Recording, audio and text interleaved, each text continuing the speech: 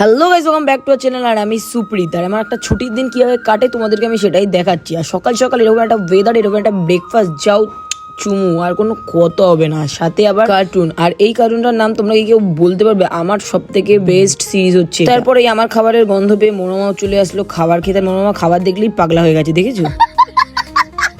আর এদিকে আমার জানতো খাবারের গন্ধ পেয়ে সোজা স্কুল থেকে বাড়ি চলে আসলো।